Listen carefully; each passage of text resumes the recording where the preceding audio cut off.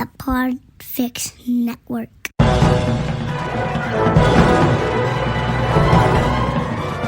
Hello and welcome to episode 247 of the Filmmakers podcast.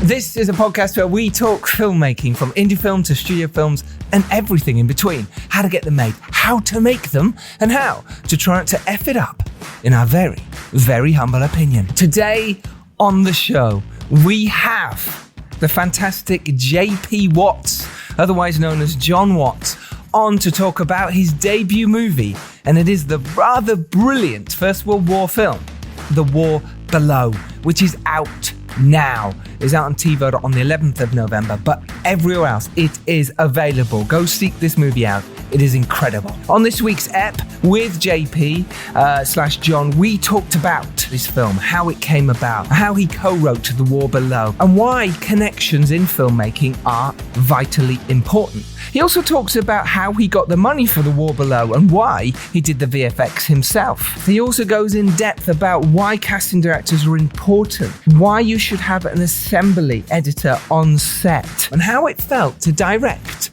your own feature film. But before we get there, the co-host today, it is his debut as a co-host. You have heard his voice before. He has been quietly editing the podcast in the background, sometimes not so quietly, for you wonderful people. It is the fantastic Tobias Fees of the Filmmakers podcast. Here, Toby will insert a huge cheer.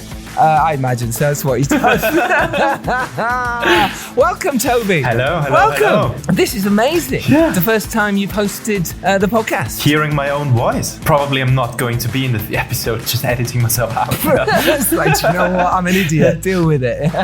So tell people who you are. Tell people what you do. I'm the editor of the Filmmakers podcast, but actually, I'm an up-and-coming writer, director, and screenwriter. Yeah. Yes, you are. I've written scripts with Charles before, and working on some lovely scripts, getting them out there, trying to pitch them. You're in that place where you've made lots of shorts, you've made promos, and you're about to make your first feature, and I really think it's going to happen soon. I'm going to help you. It's going to happen.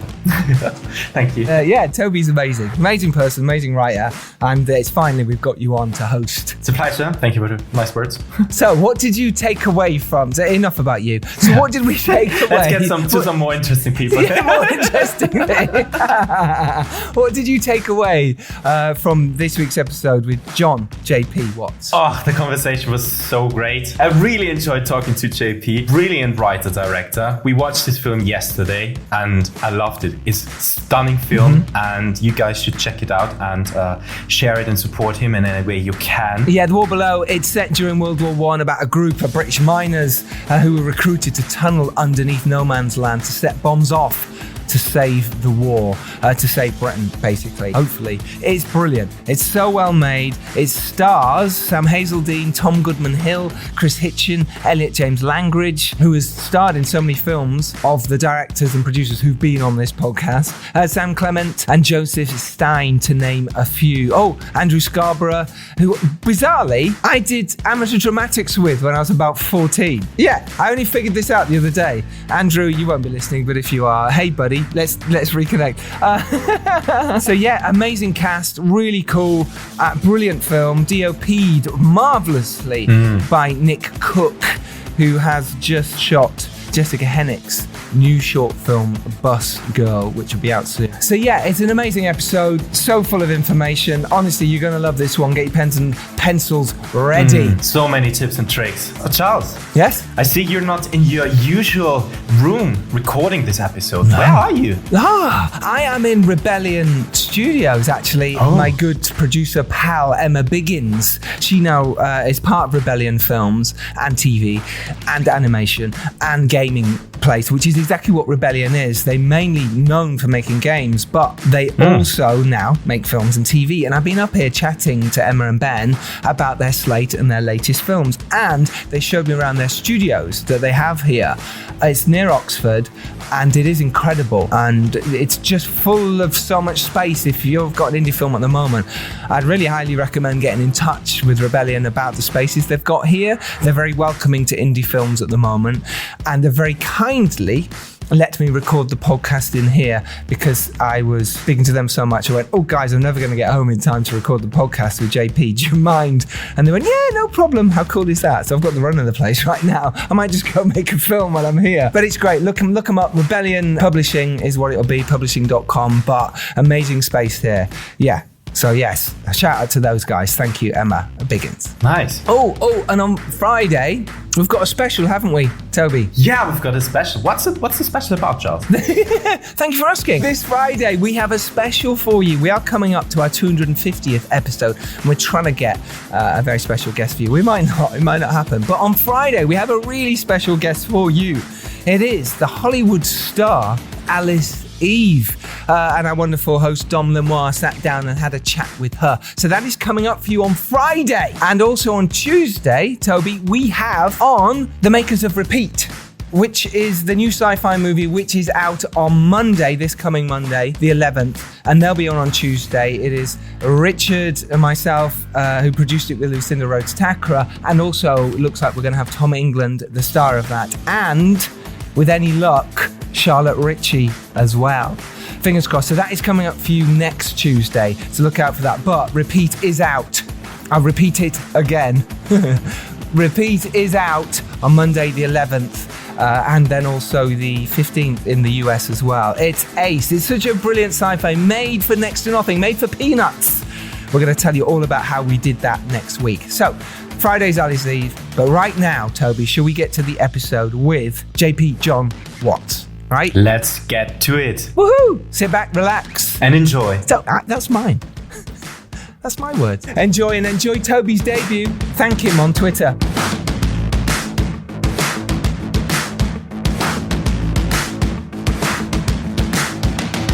How are you doing? You right? Yeah, all is good, mate. All is very good. Are you gearing up for release? Yeah, well, I mean, it's been released in the UK, but not in America yet. So that's good. So, it's the same as everything, isn't it? Some people like, some people don't like. It's just, it's one of those things, isn't it? So, but in general, yeah, we're pleased with how it's going. So, yeah, it's all good. Good. No, you know what it's like though, isn't it? You do this whole build up for a release and you're like, yeah, it's coming out. And then it sort of comes out and you go, okay. What's next? Yeah.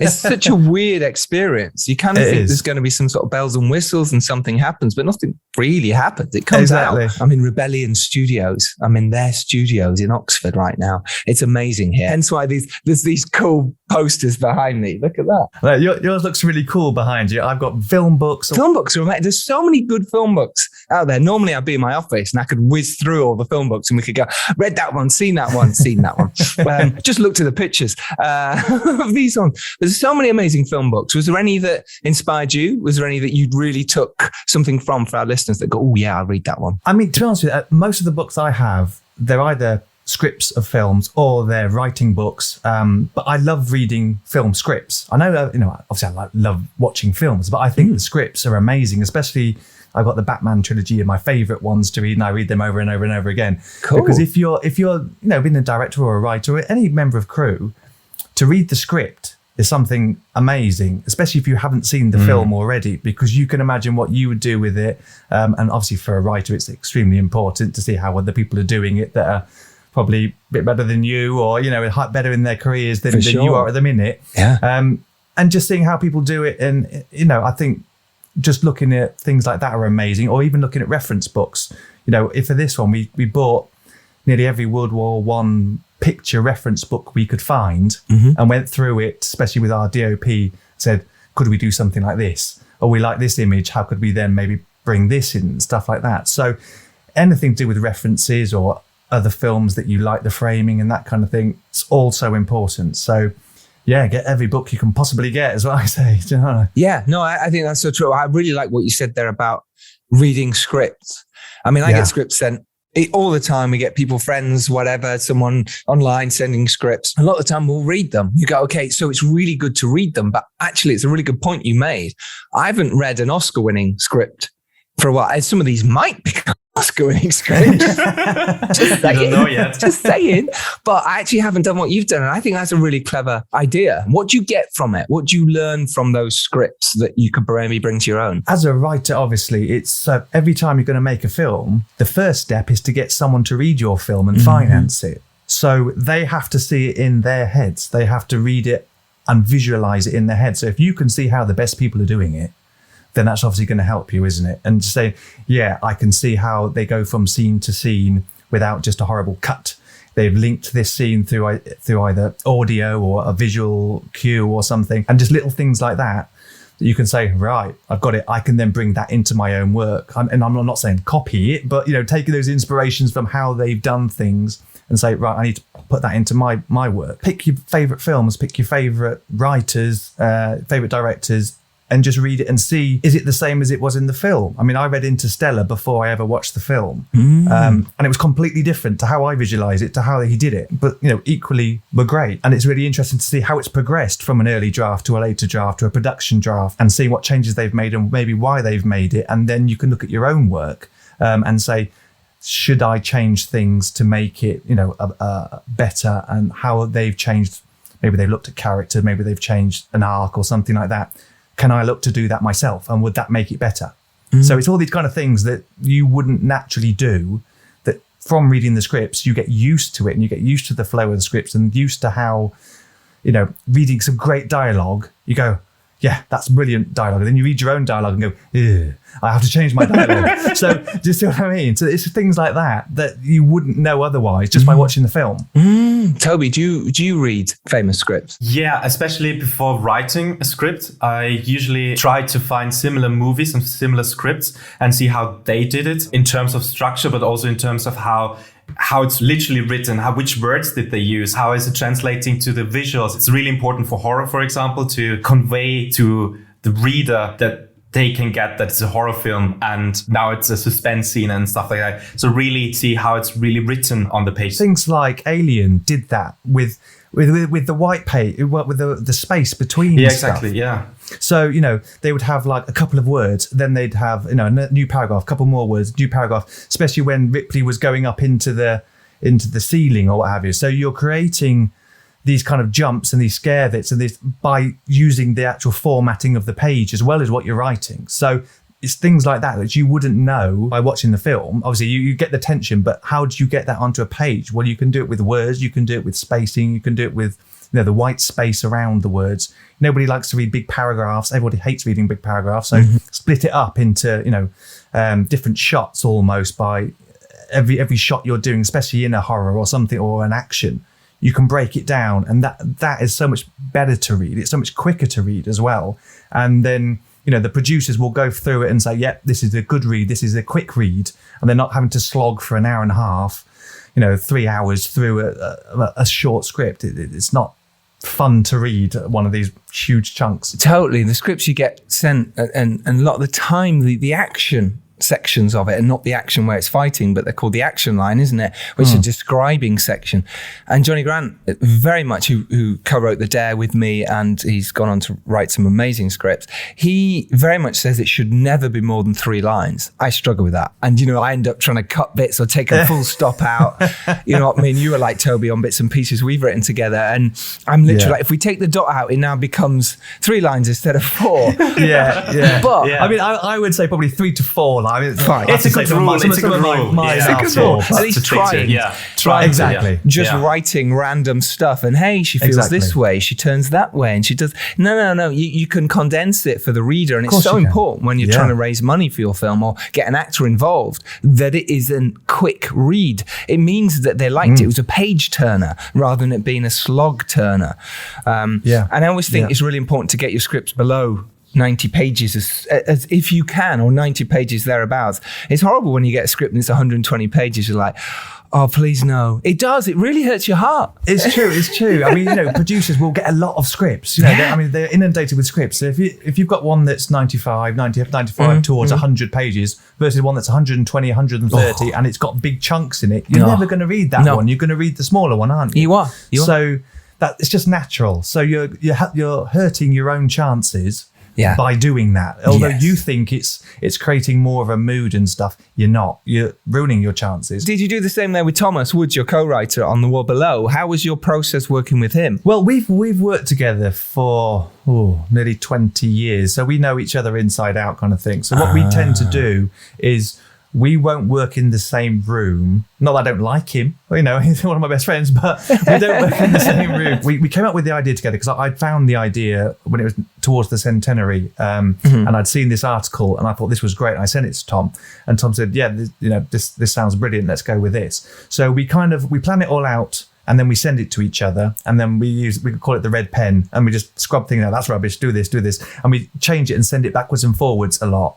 And then one of us, I usually tend to write act 1, and then I'll send it over. He'll have a look, and then we'll go backwards and forwards again. But there's things, what I like about working with a writing partner is there's things that he's better at, and there's things that I am better at. He comes up with weird and random kind of action pieces and things like that. Sexy scenes.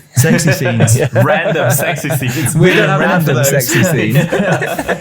But so he's great at still coming up with things like that, and I'm probably a bit better with the dialogue and that kind of thing. So between us, we work really well together. I think if we worked individually, it wouldn't be as good because you think, I'm writing some great stuff here.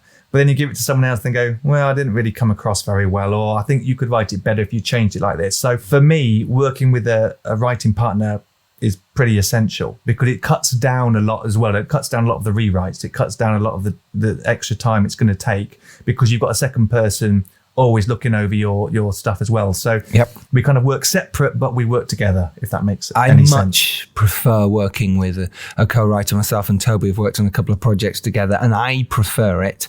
I like sharing final draft as well. I know you say you write one act and then send it to someone else and backwards and forwards, whereas I like to be live with the final draft system. Now you can be live, so you can both be watching it, one of you types, and then you swap over after 10 minutes, or someone gets stuck and goes, oh, I've got a line here. I like that way of working, and I work that way with other people as well as Toby, and I really enjoy it. I feel free because when I'm on my own, I do worry that I'm just going to get stuck or get lost, or someone else would just say, no, it's all right, just write this for now, let's come back to it. But it holds you accountable as well because you know what it's like. Sometimes you procrastinate over everything. I'm terrible at procrastinating. Exactly, everyone's the same, isn't it? You find yourself on YouTube watching some, I don't know, pimple popper or something. It's like, well, how did I get here? But when you have like a writing partner, they're like, well, if you get this done by the end of the week, then I can look at it and then we can so it does hold you accountable, and it makes me do things because sometimes I can be quite procrastinating and stuff, and I'm a bit bad like that. So it is really helpful to me for that as well. Do you outline together then before getting onto the page? Because you're writing individually, so are you outlining together? Are you writing a treatment together? How does it work? We have a very set structure, the way that we do things. So we know structure is one of these things, isn't it? Which some people really like, some people don't. We have a very specific way that we will write. We know how many beats that we're going to have for each, because we do things in kind of like 4 acts. We do act 1, we do act 2 part 1, act 2 part 2, and then act 3. So we split it into 4 things with the midpoint obviously in the middle. We kind of do structure everything down so that we know what we're going, and then we can swap those things really early and really easily. That doesn't mean it's going to stay like that. It means that, it's still going to evolve, but for us to have that backbone there that we can come back to is much better, because we have tried before, let's just write and see where it goes, and that just ended up in a complete nightmare. I'm sure some people can do that. I'm sure they can. I can't. I need to have like a roadmap of where I'm going. Then I know where I'm going. I can change stuff around if I want to. Yeah, we do that, and then I'll say, okay, you go and do this part of act 2, or look at these few scenes. How can you make this one better? And we just kind of swap it around. So sometimes we do things backwards, and we do act 3 first, and then we go back. It's all different, really. Did you have a deadline on The War Below? Because it does. I like a deadline. I mean, me and Toby know about deadlines. It's like, you've got 2 weeks, rewrite it. It's funny you say that, because the producers that we did this with, the brilliant guys, Chris, Luis, and Will, we actually sent them this idea because they said, we've got some investors and we've got a bit of money. We want to make something in the UK. Okay. Have you got any ideas? So we said, well, we've got this idea, which we've kind of come up with. And we'd written about 8 pages. And I said, told them the idea. And they said, oh, that's great. Can you just make a little video so we could show them, like kind of like sizzle reel that we could like then just show them. And we did. And the investors loved it. And they said, okay, great. When can we see the rest of the script? And I said, well, what did you tell them? They said, oh, well, we told them 3 weeks. Is that okay? So it's like, okay. So we wrote it all in 3 weeks, the first draft. Great. And then, and so then there was changes after that. But yeah, the first draft took 3 weeks. But that I wouldn't want to particularly do that again. It was a bit of a nightmare. It's a kick bollock scramble, but what it does is it literally kick bollock scrambles you to write it, because otherwise you'd procrastinate and go, and then something would come up and you'd do it later, and in a week's time, suddenly they get another job or you get another job and you're out. And then suddenly you've got to come back in 6 months' time and try and do it. But actually here, what happened was you had a deadline, and therefore suddenly if you make this deadline, your film might actually happen.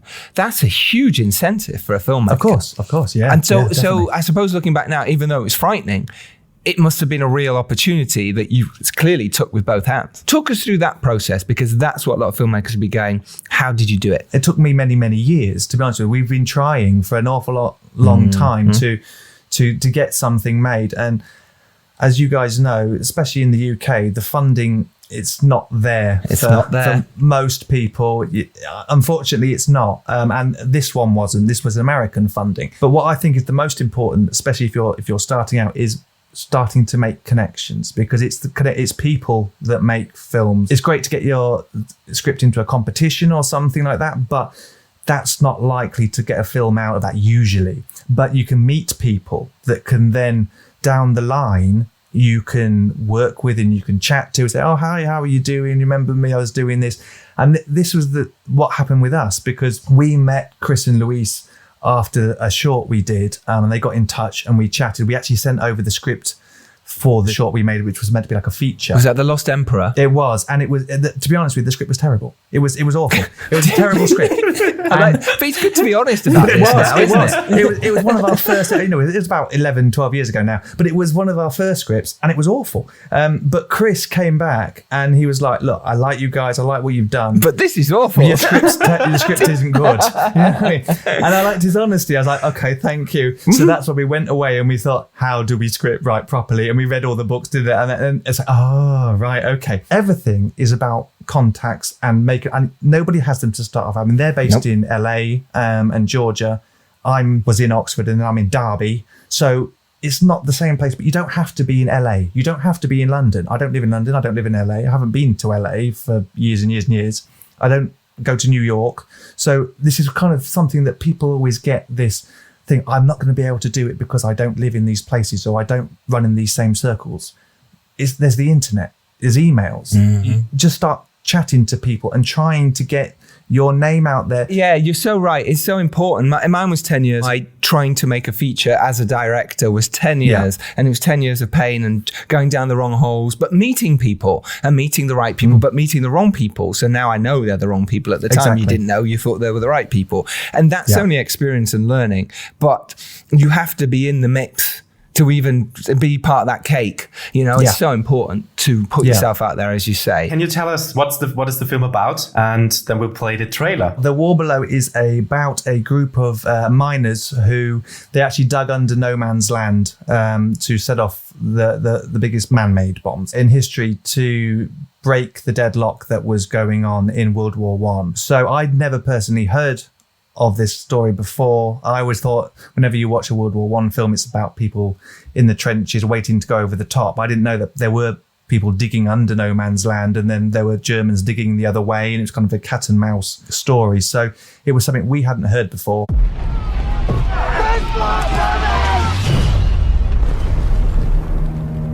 Number of casualties? 40,000. We are losing this war. How can that be? Sir, to break the German line, we need to do something new, something different, something the Hun will never see coming. And you'd have such a thing? Yes, sir, I believe I do. The Germans have built bunkers 30 feet below ground level. Now we've thrown everything we've got at them, and nothing. We're going to tunnel under no man's land, blow the enemy to kingdom come. Still don't see what this has to do with us. We don't have the expertise, but you men do. I'm going there to dig. Why you? They need people who can dig the clay. Don't they have miners over there or something? It's my duty, my responsibility. Your responsibility is to be here with your family. I didn't realize that meant putting our war effort into the hands of uneducated, untrained civilians. Give me 4 months. Can you do it in time? I don't know. We're the only crew that can. Without us, those tunnels are going to fail. He's gonna break! Burst the walls! We checked the tunnel. There's some faint sounds scraping. It looks like the Germans are digging now too. The Germans know we're coming. We shall not give our enemies 1 foot of soil.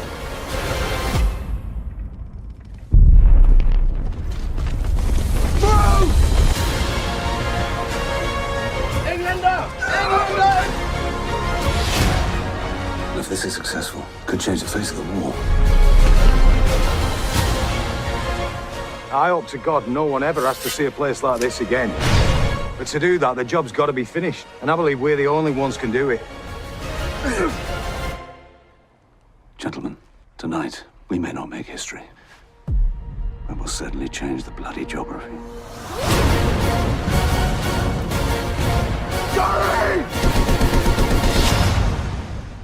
We do this. The war's over. And there's a trailer for you, and it is quite simply incredible. It's a really cool movie. The concept itself is great. The title of the movie is great, The War Below. And the posters I've seen as well, I've been like, the two of them are both blown my mind. I've been like, they're really good posters. I mean, I don't know how you felt about it, but I'm like, yeah, I get what this movie is, and I like them a lot. So yes, basically, well done. It's a great movie. It's really exciting, and it's really well made. Performances are strong across the board, and I think people should see this because it shows what you can do on a limited budget. It shows what you can get from clever camera work, brilliant acting, and confined spaces. The joy of confined spaces. Yeah, exactly. We were talking about where the idea came from and the fact that your team, Chris and Louis, saying, hey, we can make this. So what happened next? Let's dive into case. And now you've delivered the script. Obviously, it's first draft. Yes. Did they literally go, cool, green lighting this? What actually happened? How did the money come together? How did it happen? I mean, pretty much, because what we did is I said to them, okay, I'm going to go away and I'm going to go to all the locations because I already knew when we were writing it, where we were going to film it. I originally took up loads and loads and loads and loads of photos, and I think I really annoyed them because I had about 300 photos of all these different trenches and buildings and stuff. And I sent them over. And I bless them. I think they thought England was always like that. No, I think that's what England is like. It hasn't changed, England, has it? Look at England, guys. It's still 1917 over there. So I showed them. We went to the big manor house where Sarah Beanie used to own. So I filmed like I'd filmed there before. So I said, these are all the locations, and this is what each scene would kind of look like. And then we took some reference photos from other films and stuff as well. So this is the kind of look we were going for. And so they then sent that to the investors as well with this sizzle reel, kind of the feel of the movie. And they said, yeah, we like that. If you can do that on that budget, let's go for it. And so that was it. So it was It was quite simple. Had you come up with the budget yourself to be that figure, or was that kind of Chris and Louis saying, if you can do it for, are you allowed to say? Yeah, it was basically, in the end, it was 600,000 we did it for. And it looks gorgeous. It looks like way higher budgets. How did you do that? Well, I mean, things with low budget films, I think you've got to do either one of two things. You've either got to do something that's completely different. For example, Saw or the Blair Witch Project, something that is very, very different. If you're going to have minimal cast, I mean, nobody wants to watch something that is just people sat in a house, which seems to be, people can think low budget, they think you have to do this, and that kind of bugs me. So you've either got to do something that's extremely different, like, Saw is basically people in a house, really, but it's so completely different, that's why it works. Or you've got to push the boundaries, and we pushed the budget boundary because we knew that I could do the VFX. We knew that we were only using 4 locations. We knew we wouldn't have to use that many people, so we could do it as long as we had the right crew, the right cast that would get on board. Because when you're doing small budget film, you have to have the right cast and crew. And I don't mean technical ability. I don't mean how good they are. I mean, they have to have the right personality. They have to have the right passion to do. As well. Exactly, the temperament, the passion. We've all been on projects where there's that one person that's annoying and it brings everyone down and everyone gets, because of this one person. So you can't have that, especially when you've only got, we had 20 days to film it in. So you've got, do 5 minutes of screen time every single day. So if you've got that right cast and crew that all get on together and just, it's the biggest team sport that there is, film, I think. And to get everyone to work together and to enjoy it and to want to push that extra bit harder, that's how you get it made. And that's how you can turn a small budget into a bigger budget by everyone wants to work that bit harder. They don't mind doing it, that bit quicker or what have you. The last hour of the day, by the way, is always insane. It's like Ben-Hur in the morning and Benny Hill in the evening, isn't it? The amount you can get done in the last hour seems unbelievable. I don't know how you do it. But it's like you can get 3 scenes done in the last hour. It's always the way. It's always the way. Isn't weird in filmmaking why that happens. You set up the first few shots and you suddenly take forever. You have to get, and you suddenly all just sort of get it done. My thing on that is to try and plan your days cleverly so that you know the things at the end of the day can be easier things to shoot. It's just, and also that's when I feel that directors earn their money, if you get any money for directing, is that end of the day when you've got 5 minutes and you need to get 7 setups. That's when you earn your money. Exactly. That's when your brain goes into wildfire. That is true. But that's also when you've got to trust your actors. And I was so fortunate to work with amazing actors. As a first-time director, getting good actors is just the biggest blessing on the planet because you don't have to be spending a huge amount of time going through things or trying to change their performances. They just get it and they're bang on every single time. So Tom Goodman-Hill, for example, I remember one day we had like 10 minutes to do 2 scenes and he just did it one take each time, each setup. And it was just like, I love you. Thank you ever so much. Well, that's it. It was amazing. If you cast well, you've done 95% of your job. Exactly. The rest is tweaking, right? That's one of the things I did learn, actually. Getting a great, our casting director was called Shakira Dowling. She's huge. Yeah, she's been on the podcast before. She came to some of our live events. Shakira's amazing. Great. She's absolutely. Cool. Yeah. She's brilliant. And I didn't realize before I was doing this how important a good casting director was. I thought, maybe I could just, email a few people and see if they'd be interested. But it wasn't until Alexandra said, no, you need to speak to Shakira. And it's like, yes, it's just amazing. So yeah, if you're doing it for the first time, you need a good casting director. I think what people are frightened of there is it costs money. Casting directors cost money, the good ones. And obviously when you're making an indie film and you've got no money, the last thing you want to do is go, hey, let's spend some of that on a casting director. But as John says here, it's so important because if you cast well, you will save you a lot of time on set. Well, it'll save you time, but it'll also, the investors will be more invested in you because that person that you've got is then more bankable to them than someone that you probably could have got because you haven't got the connections to go to all these agents, whereas a good casting director has. So the amount that it costs for her, you get back 10 times over because of speed, of investors being, comfortable that what you're going to be able to make it. Because if you think about it, they're giving you all this money. They have to be comfortable that you know what you're doing. And especially as a first-time director or whatever, you have to be able to finish the project and make it as good as you possibly can. So if you can make them more comfortable in that process, then that's so much better because they kind of leave you alone to a certain extent. They have to hold the reins and say, what are we doing? How are we doing it?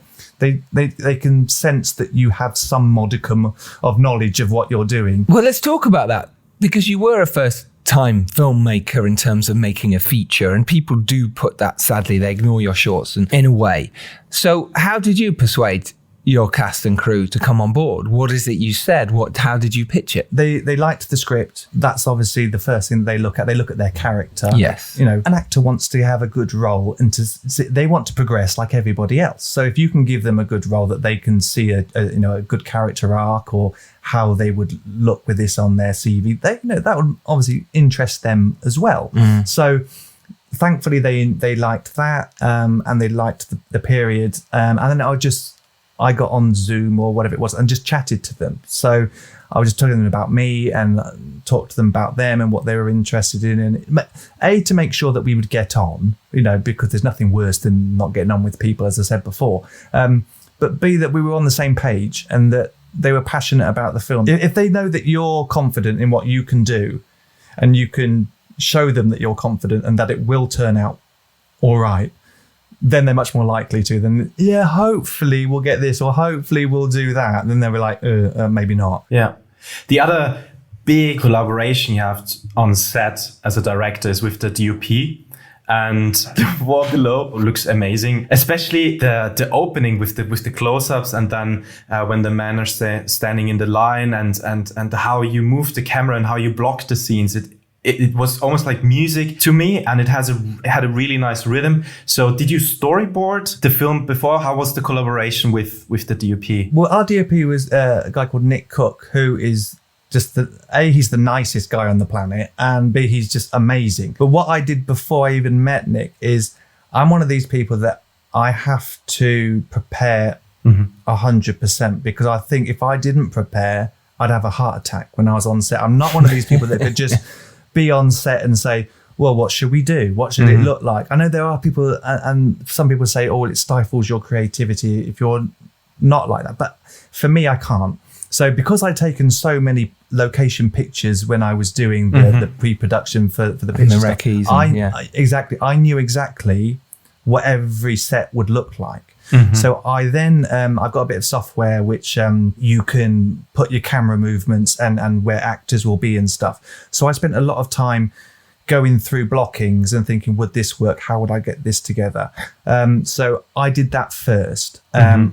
And then I sent that to our storyboard artist, a guy called Andrew Lamb, who's brilliant. And he drew them up from my blockings and from the things that I'd already done. I sent him the pictures as well, so he'd know what it would look like.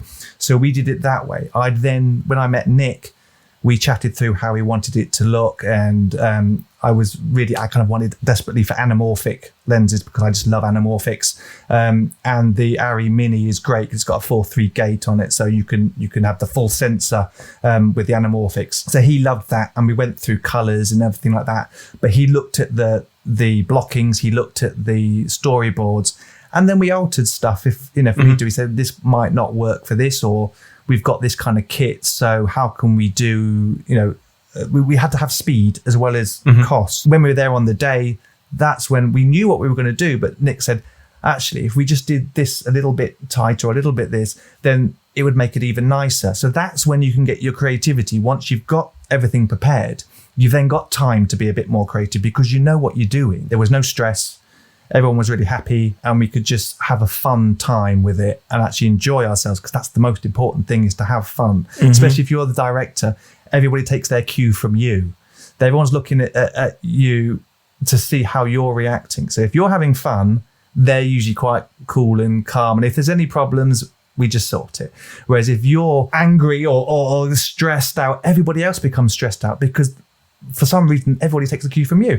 So that will actually waste time. For some reason. Don't know. So what are you looking at me for? Yeah, well, I don't know. You do it. So it is really important to actually enjoy yourself and to have fun. And at the end of the day, go around saying thank you to everybody for working really hard that day. And that makes them feel part of the team. And I've been a runner before. I've worked my way up through various things. I know what it's like to work the longest hours as a runner, but never feel like you're valued, or to never feel like someone cares what you do or say that. So to go around and say thank you to people for a hard day's work, and I can't do it without you, thank you very, very much for all the work you've done today, actually goes a really long way. It's something that's extremely simple, but it makes people feel valued and feel part of the team, and that you're all doing this together. It's not my film, it's not the producer's film, it's not the writer's film, it's everybody's film.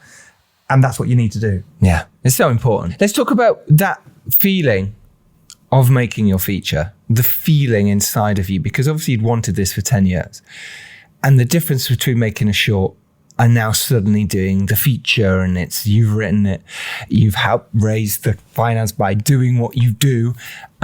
Talk us through what it felt like to be a feature film director and on set for those first few days, which are always the sort of most daunting, and how it felt for you. Yeah, it was scary. The first couple of days. I think once I got into it, or once I was on set, actually, I wasn't scared. I wasn't nervous. I just wanted to get on and get it done and go through all the steps because I knew we'd had it prepped out. But before that, obviously, I was a bit scared. I think everyone is nervous the first time. I didn't want to let people down. Yeah. I didn't want to let anyone down. And that was my biggest worry. It wasn't me messing up. I just didn't want to let Luis and Chris down, and I didn't want to let the investors down, didn't want to let the crew down. So that was my biggest worry. But once I'd actually seen we had a great editor, Robin, who every single day would edit together what we've been doing, those scenes and stuff. So you could watch them back and say, actually, I'm really pleased with that. So that was a great boost to actually have that, rather than just rushes sitting there and being on hard drives. To actually be able to see what you've done assembled together was brilliant, because you could say, yes, wow, okay, we're getting there. It looks good.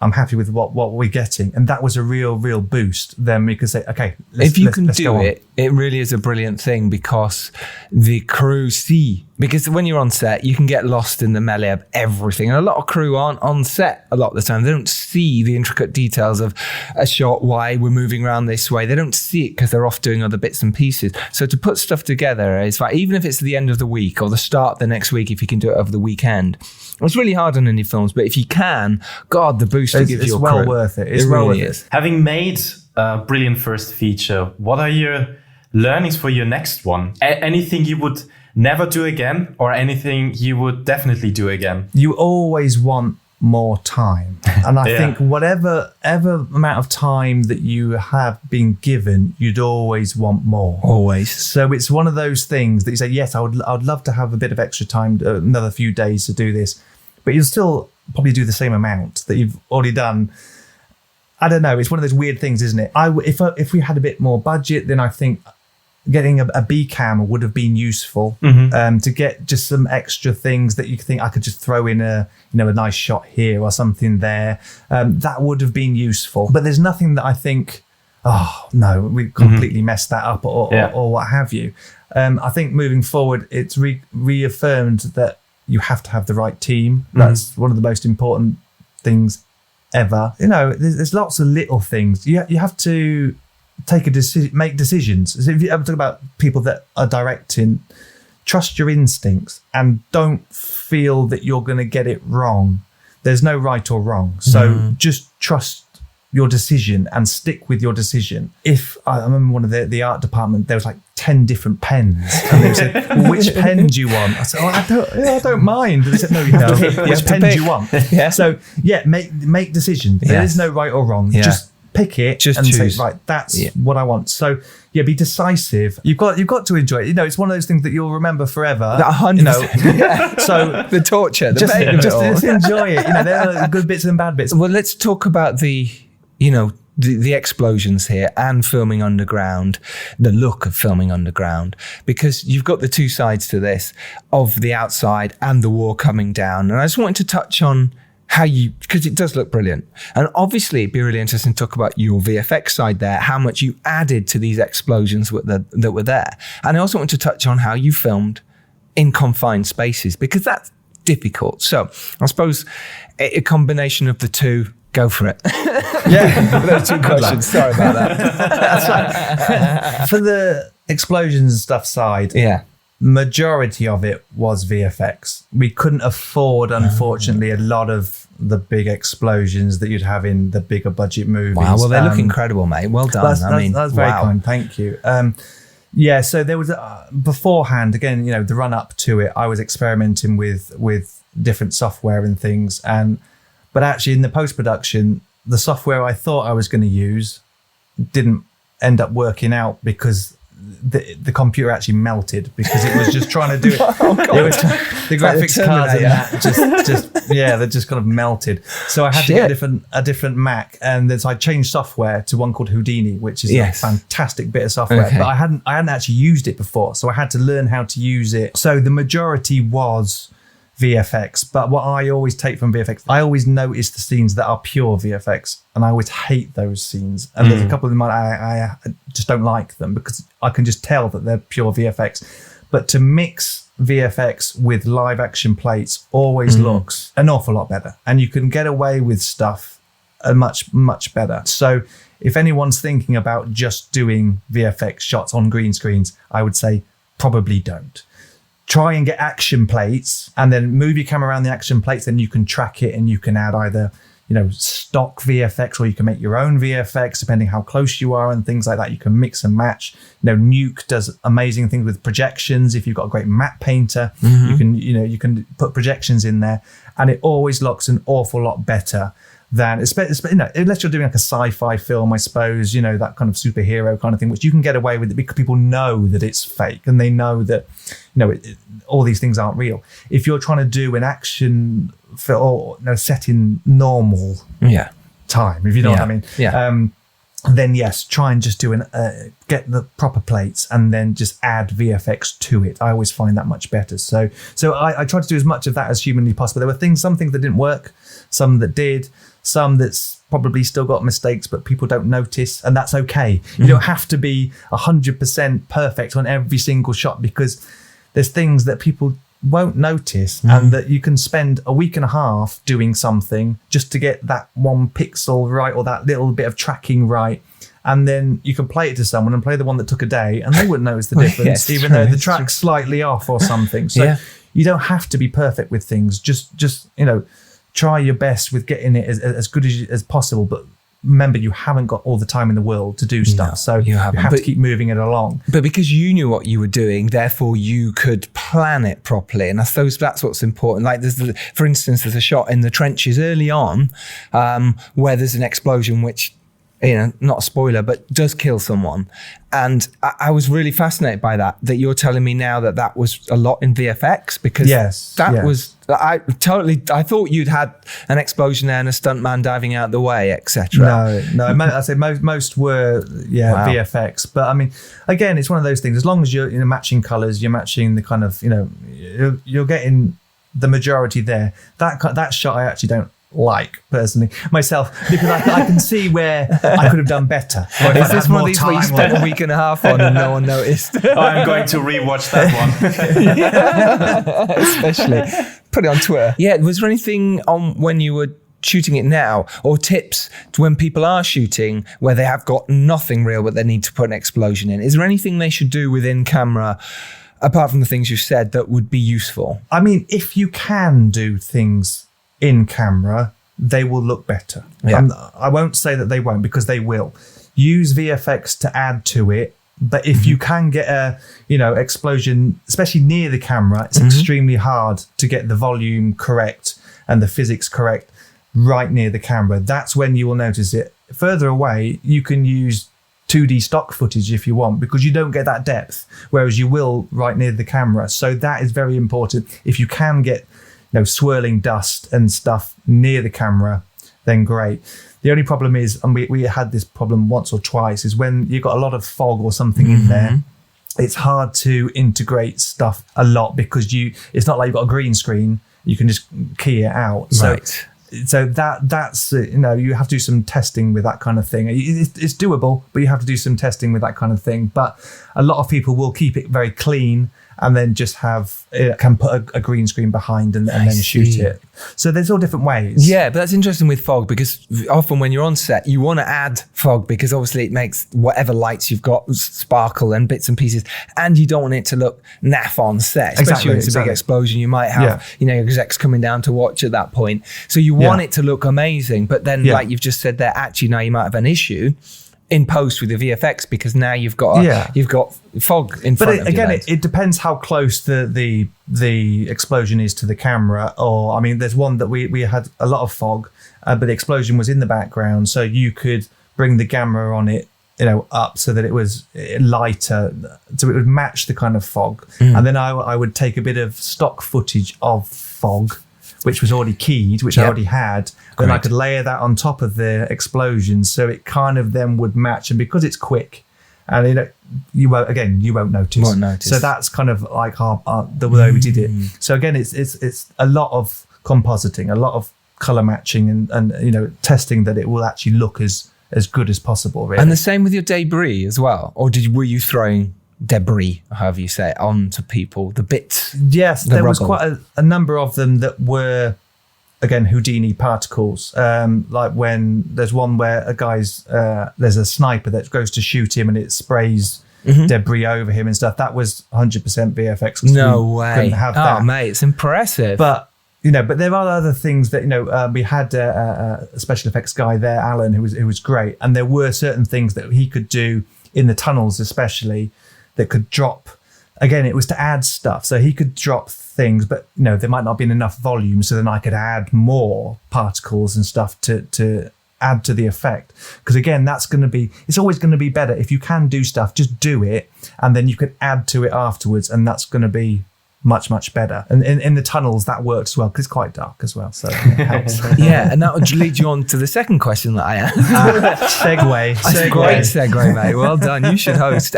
Is about the tunnels and filming in confined spaces. Now, I've seen some brilliant behind the scenes photos where actually you built a set where it looked like you were filming from outside the room, so actually you had space. But I imagine there was some times where you were also in. Talk us through that. Yeah, I mean, we've got our production designer called Caroline Steiner. She was brilliant. She's great. She designed it so that it wouldn't look the same, because we only had a small stage and we could only have a small budget to make them. But we knew that if you kept saying the same bit again and again and again, people would go, we're back here again. Do you know what I mean? So with the lighting and with the design, we had to do it that there would be some straight bits, or there'd be some dips so we could put some water in, or there would be some curves that would look different from a different angle, or there was a hole that we could shoot through the hole. So to try and get as many variations as we possibly could, but in a small area. She then made these cutouts in the side so that we could be inside the tunnel with them. But then she made cutouts which could be taken out of the sides, and then we could shoot from outside into it. And then once we finished that, you just put the cutout back in. So you've got so much variation within it that it was much, especially when we're shooting with anamorphics, you get a bit more space as well. So that was great. Impressive, very clever, and I like the way you described it as well. It's very simple and clear for us as well, because it's always hard sometimes with a podcast to describe how you did the sets and created it. So it's really cool, really interesting as well how you've done that. All right, cool. So now you've got your movie and you've done all your wonderful VFX yourself in your bedroom, I imagine. Pretty much, right? That's how we do things these days. Exactly. How did you then get the film out? Because obviously you've got your team, producers, but this is quite a big splash. It's getting 4-star reviews across the board, if not more.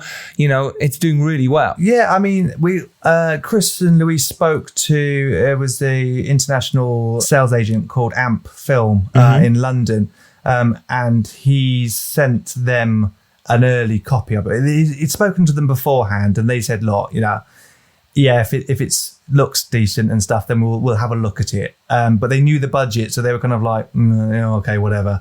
But when they saw it, they were like, oh, okay, we're more interested, so we'll go and see how what buyers we could get, kind of thing. What's the reaction been for you? Because, like I said, we talked about this when we started this podcast about how your film's out there and like a withering balloon at times, where it's just like, how do you pick yourself up as a filmmaker from that?